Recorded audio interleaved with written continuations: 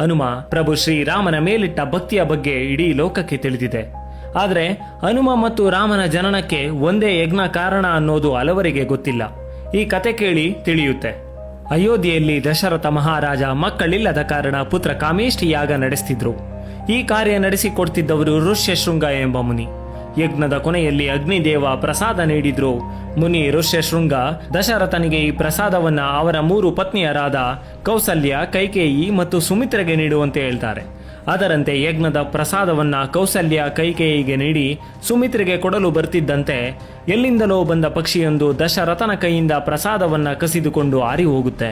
ಹಾಗಾಗಿ ಸುಮಿತ್ರೆಗೆ ಅವಳ ಪಾಲಿನ ಯಜ್ಞದ ಪ್ರಸಾದ ಇಲ್ಲದಂತಾಗಿ ಕೌಸಲ್ಯ ಮತ್ತು ಕೈಕೇಯಿ ಅವರ ಪಾಲಿನ ಪ್ರಸಾದದಲ್ಲೇ ಸ್ವಲ್ಪ ಸುಮಿತ್ರೆಗೆ ಕೂಡ ನೀಡ್ತಾರೆ.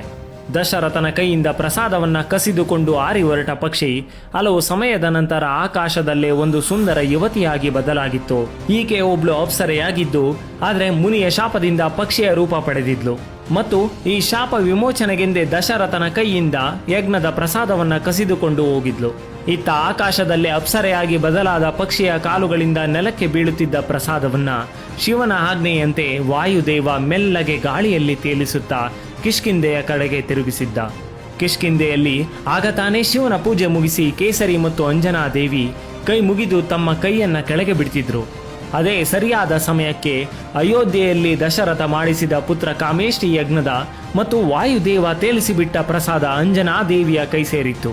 ನಂತರ ಶರೀರವಾಣಿಯೊಂದು ಪ್ರಸಾದವನ್ನ ಸ್ವೀಕರಿಸುವಂತೆ ನುಡಿಯುತ್ತೆ. ಅಂಜನಾ ದೇವಿ ಶಿವನ ಪ್ರಸಾದವೆಂದೇ ತಿಳಿದು ಅಶರೀರವಾಣಿಯ ಮಾತಿನಂತೆ ಪ್ರಸಾದ ಸ್ವೀಕರಿಸ್ತಾರೆ. ತದನಂತರ ಹುಟ್ಟಿದ್ದೇ ಅಂಜನಿ ಪುತ್ರ ಹನುಮ. ಹೀಗೆ ರಾಮ ಮತ್ತು ಹನುಮ ಒಂದೇ ಯಜ್ಞದ ಫಲದಿಂದ 2 ದೇಹ ಒಂದೇ ಆತ್ಮದಂತೆ ಜನ್ಮ ಪಡಿತಾರೆ.